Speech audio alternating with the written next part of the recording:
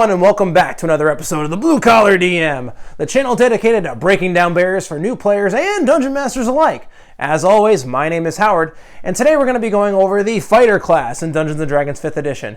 One of the stereotypical martial characters that charges in with a sword and shield. Or maybe it doesn't. In fact, actually, the Fighter is one of the more flexible classes, and we're actually going to talk about that here in this video. Let's get into it.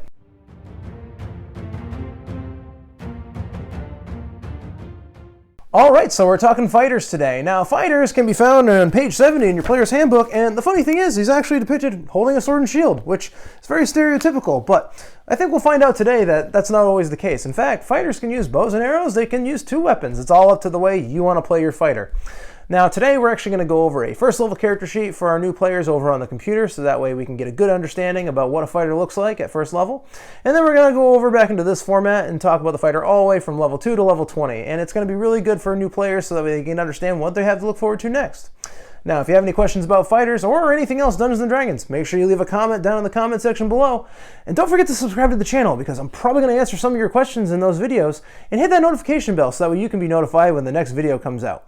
Without any further ado, let's go over to the computer and let's break down that first level fighter. Alright, so now that we're over here at the computer, we can actually go over our level 1 fighter character sheet. Now, to get our character sheets, we're actually going to open the internet. I already have it on the page that we need, but we're going to go to dnd.wizards.com. We're going to come here to this gameplay tab and hit character sheets. That's actually going to bring you to this page, and we're actually going to click on this guy. This guy will actually open up this zip file, and we actually picked this regular form fillable sheet right here.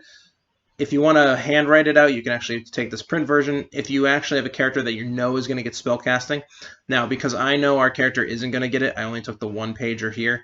You can actually pick this 3-pager, and then depending on the game you're playing, if you're playing Tyrion of Dragons, you can grab that. It's up to you, but we only need this one form fillable sheet here. Some of these are kind of just look different, and that's why I'm leaving those alone for now. Now, if we come to our sheet, we have our character here. His name is Daxiel.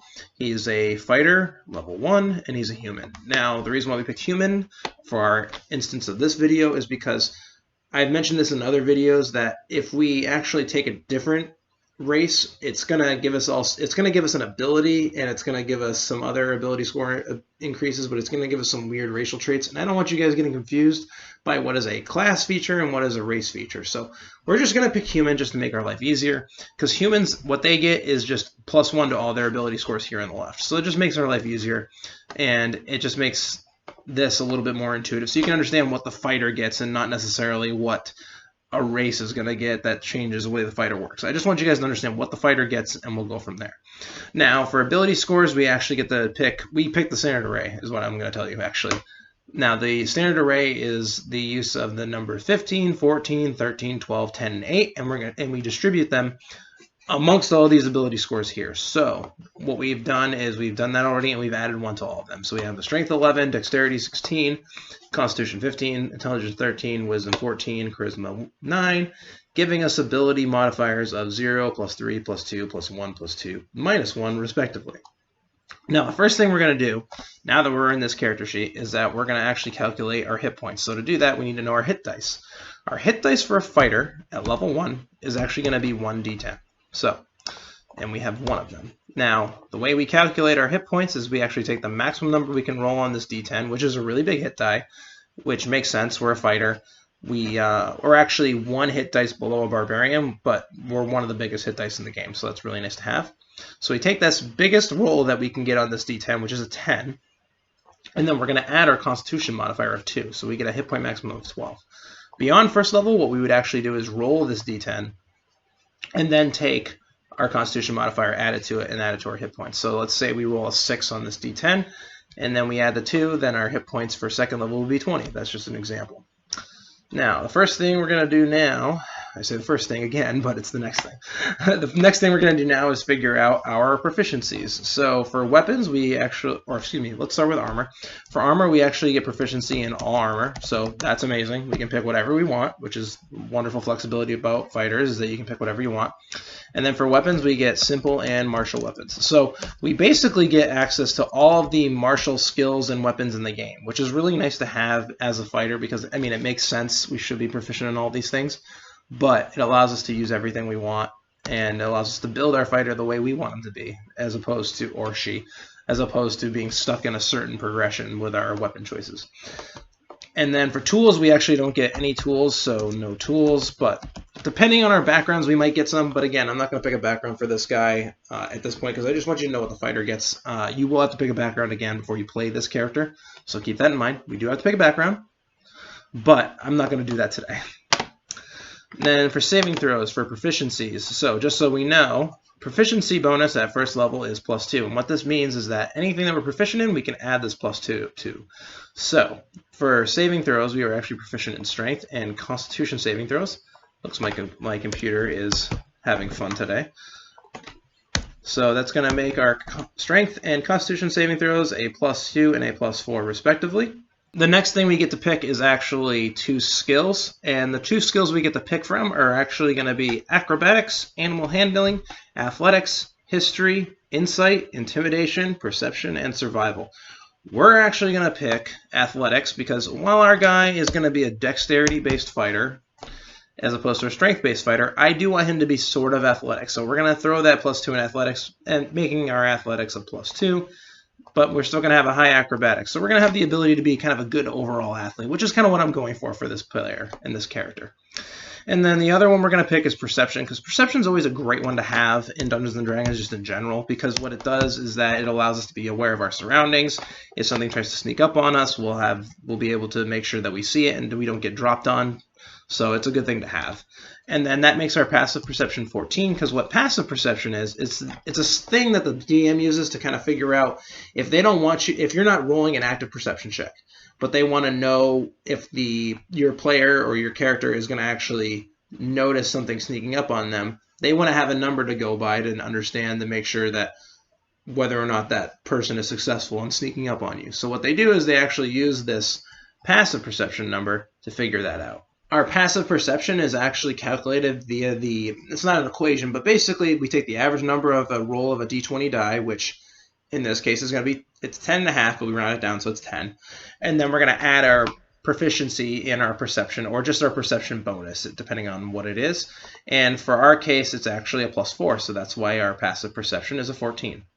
Looks like my buttons aren't really working still, but that's okay. And then the next thing we're going to do is pick our equipment. So for our equipment, we're actually going to go a little bit differently than what you would normally see for a fighter, because like I said, most fighters, or a lot of the ones I've seen, are usually strength-based, but we're going dexterity-based just for a little bit of a flavor, because like I said, we've actually done a fighter build before in our character creation video just as a base, like just to try to figure it out, and then in there we picked a background, and I'll put a link for that up here somewhere. But we're going to pick a dexterity-based fighter, so we're actually going to pick something a little bit different for our equipment. So we do get the choice between chainmail or leather armor, longbow, and 20 arrows. So that's what we're going to pick. We're actually going to pick the leather armor, longbow, and 20 arrows. Because in the beginning, we're probably going to be a little bit squishy, mainly because of this leather armor, but we're going to be able to upgrade that, and then it's going to really come into play. The build I'm trying to make is going to come online in a little bit once we get enough gold to buy some better armor. It's going to be really fun to play, and you'll see why. The next thing we get to pick is between a martial weapon and a shield, or 2 martial weapons, and then this is where I'm going to have fun with. So we're actually going to pick a short sword, and we're going to pick a scimitar. And the reason why I picked these is because these are both light weapons, and they're both finesse weapons, and you'll see why that'll come into play later on. And then the next thing we get to pick is a light crossbow and 20 bolts, or 2 hand axes. I'm just going to take the 2 hand axes here. They're not going to be very useful for me personally in this build, and maybe we'll sell them to a merchant or something like that later on down the line just to get some gold, and maybe that'll help us get our other armor that we want. And then we get to pick either a Dungeoneer's pack or an Explorer's pack. I'm just going to pick an Explorer's pack for the time being, just so we have that taken care of. So next, we're going to actually come back up here and calculate our armor class. Our armor class is calculated based on our armor bonus. So our armor bonus, well, base armor, just so everyone knows, if you're not wearing any armor, it's 10 plus your dexterity bonus.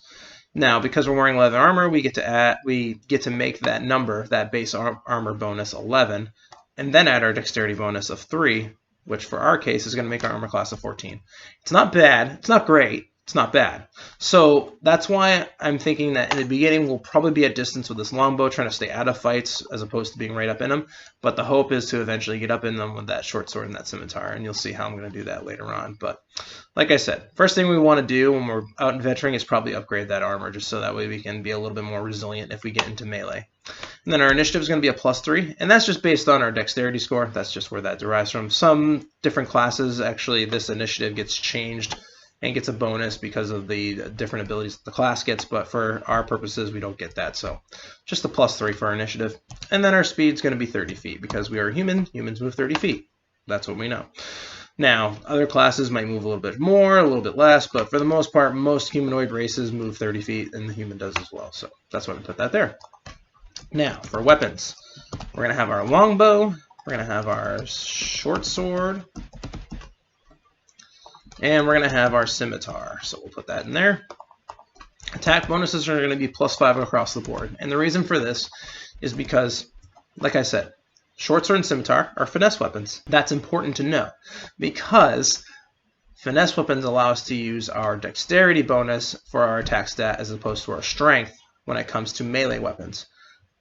Now, ranged weapons already use our dexterity score for them, so that's why it's already a +5. But now our short sword and our scimitar get to use that dexterity bonus as well because they're finesse weapons, which is really, really nice to have. Now, our longbow is going to be a 1d8 damage +3 piercing. And to calculate these numbers, by the way, this +5 actually comes from our +3 from our dexterity plus our proficiency bonus because we're proficient in our weapons. This +3 damage bonus comes just from the dexterity bonus, and we get to use basically what it means is that our attack stat gets added to our damage. So that's why we have a d8 +3 piercing. And then just so that way I can remind myself, we have a normal range of 150 feet and a long range of 600 feet for our longbow. And what this means is that anything within 150 feet of us that we're firing at will fire as normal. No issues there. Anything beyond that but under 600 feet, which is a long, long distance in Dungeons & Dragons, 150 is long, like 600 is ridiculous. We can still actually try to hit them, but we're going to roll a disadvantage, which, understandable. Something further away is going to be harder to hit. So our short sword is going to be 1d6 piercing damage, but it's +3 piercing damage. And then our scimitar is going to be 1d6 +3 slashing damage. And I just like to have a variety of damage types, just in case if it's relevant. Some monsters have resistances to certain kinds of damage, so that's why I'm putting that in there. And then I'll just put the 2 hand axes here. I'm not going to put in the attack bonuses or anything like that, because I'm probably not going to use them in general, and I'm probably going to just try to sell these off in the beginning anyway, so that's why I'm just going to throw it here, but just in case if I need it, in case of an emergency. And I can always look this up in the book, or I can look it up online. And and a lot of this stuff you can find online. A lot of these base level weapons you can find online, which is really nice.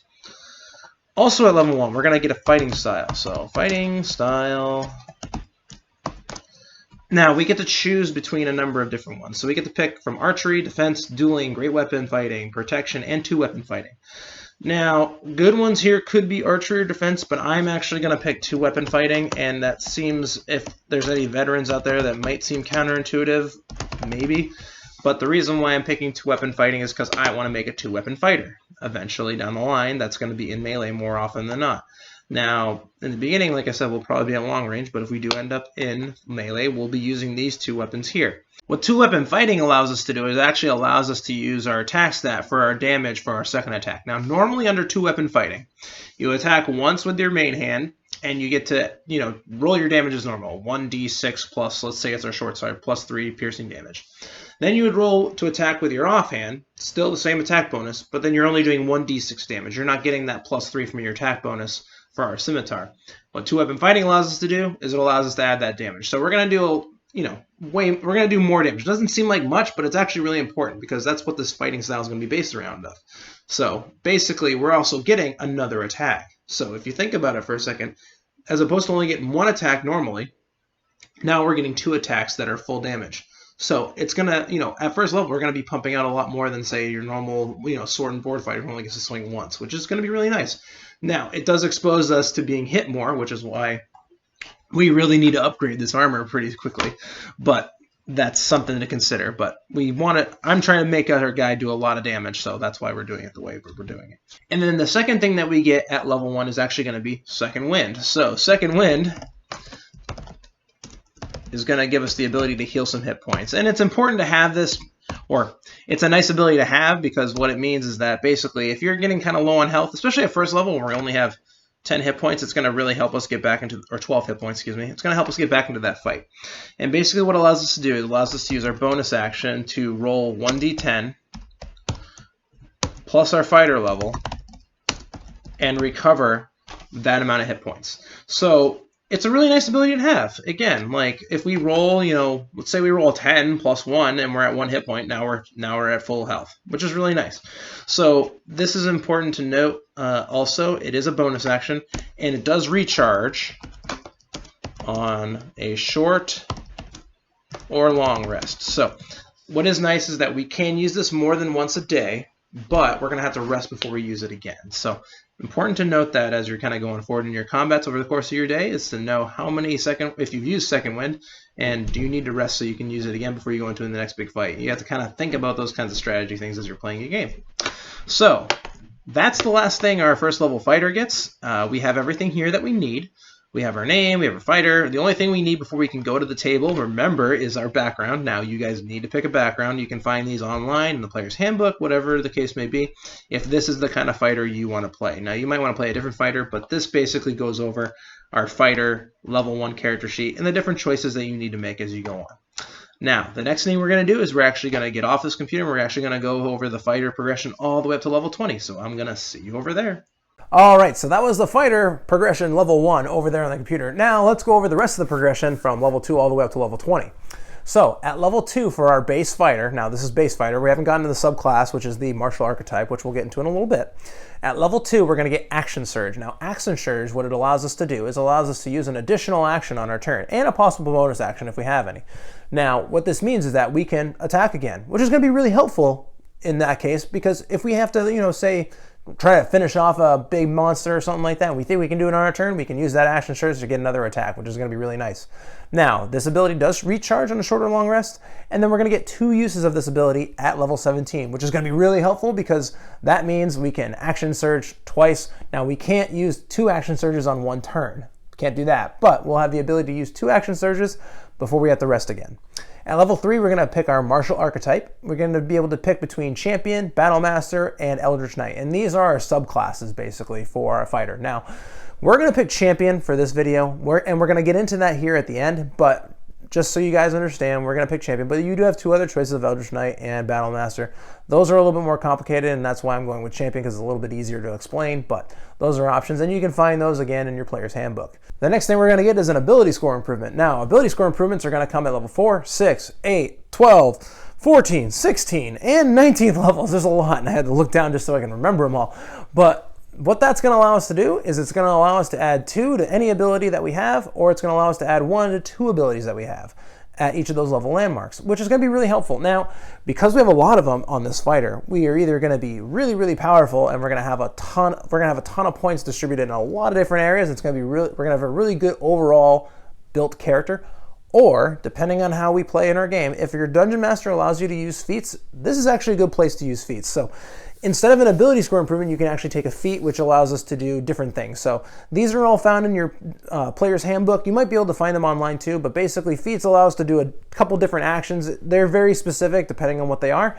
And if you want to look, again, any of those resources are going to have those and going to give you a better explanation. And those actually might be useful because it might allow us to do a little bit more things with our fighter, make them a little bit more flexible. But again, if your DM doesn't allow it, just those typical ability score improvements, we're going to still be pumping out a lot of damage. It's going to be really fun. At level 5, we're actually going to get extra attack. Now, what extra attack is, it basically means is that we're going to be able to attack twice with our attack action on our turn.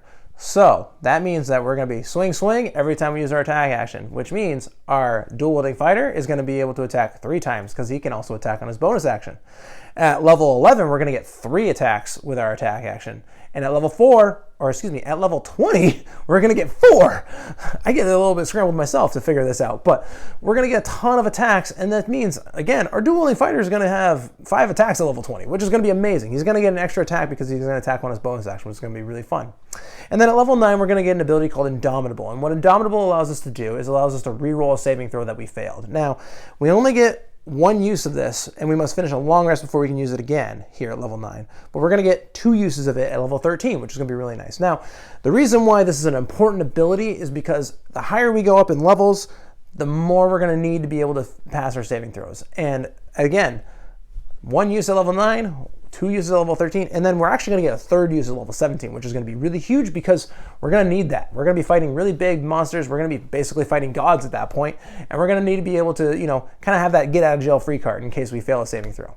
All right, so that was the base fighter going all the way up to it went up to level 17 for our purposes, but it really level 20 because we got that extra attack, which we're going to be able to attack more than any other character in the game, which is going to be huge.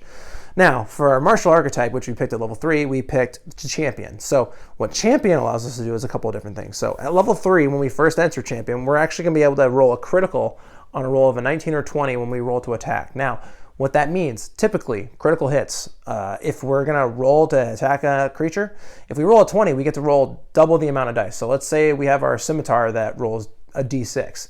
We're going to be able to roll 2d6 and then add our attack stat, which was a +3 on that other one. Now, what this means is that now if we roll a 19 on the dice or a 20 on the dice, now this is a 19 and a 20 on the dice, not an aggregate of, what you roll plus your ability score. This is going to be on the dice. So that means that our percentage to crit is going to be 10% as opposed to usual 5%, which means 1 out of every 10 attacks, we're going to be doing double damage, which is going to be really nice. At level 7, we're going to get Remarkable Athlete, and what this allows us to do is allows us to add half of our proficiency bonus, rounded up to any strength, dexterity, or constitution check that we make that doesn't already use our proficiency bonus. So, very kind of complicated, but basically what it means is that if we're not proficient in something like, say, our acrobatics on our fighter before, if we get to level 7, we're going to be able to add half of our proficiency bonus rounded up. So I'm trying to think, at level 7, I believe we might be at +3, but don't take my word for it, but we get to add half. So basically, we kind of get a poor man's jack of all trades from our Bard class, which I'll leave a link up here for Bard. But basically, we get a poor man's jack of all trades, and we actually have the ability to kind of have a little bit more bonuses because we are a remarkable athlete. Makes sense. Now, again, this is only strength, dexterity, and constitution, so we're not going to get any bonus for intelligence, wisdom, or charisma checks, and again, these are checks, not saving throws. So that's very important to note. Not saving throws, checks. So if we're going to make a skill check or just a straight strength check or something like that, we're going to be able to add half of our proficiency bonus rounded up. In addition, our long distance jump. These are very complicated, but if we run 10 feet and then jump, typically we only jump a certain distance equal to our strength score. Now we can actually add our strength modifier. So if we have a really high one, which we don't for our dexterity-based fighter, which maybe this isn't the best thing in the world for our guy to take this particular champion route, but we're going to anyway just because I like this. I like to explain it in this kind of nice fashion. The champion's a really nice one to have, but basically we can jump further. Now, if we're trying to jump over a chasm or something like that, or we're trying to run and jump to catch onto a cliff, we're going to be able to jump a little bit further than, say, your stereotypical player character, which is going to be really cool. At level 10, we're going to get another fighting style, and that basically is just going to allow us to be more flexible in the battlefield. Now, for our guy, maybe we take protection here. Maybe we take archery because we have that bow and arrow. It's up to you. But we're going to be able to be a little bit more flexible in the battlefield with this additional fighting style, which is going to be really nice.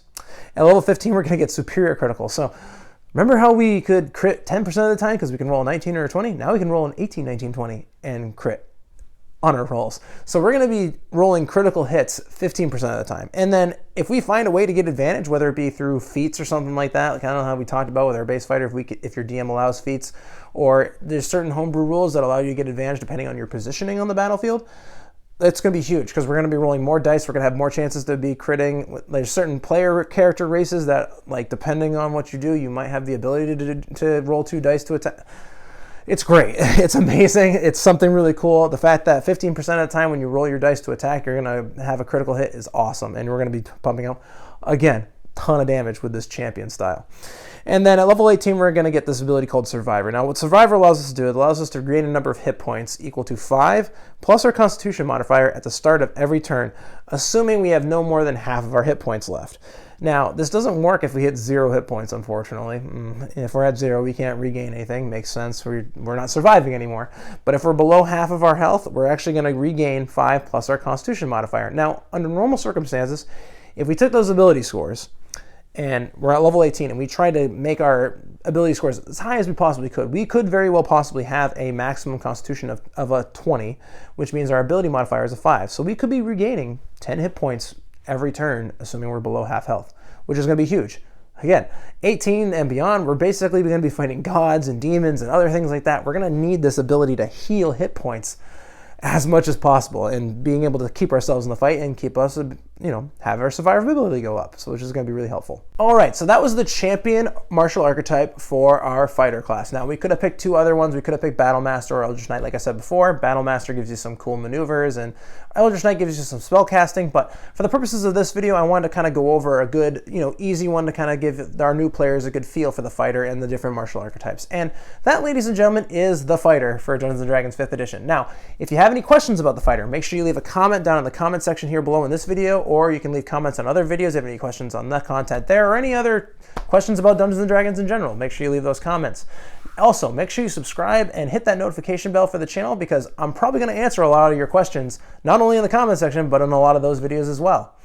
Also, if you have any feedback for the channel, I would love to see it. Comment section down here. Direct message me on Instagram, Facebook, Twitter, whatever the case may be. I have those social medias.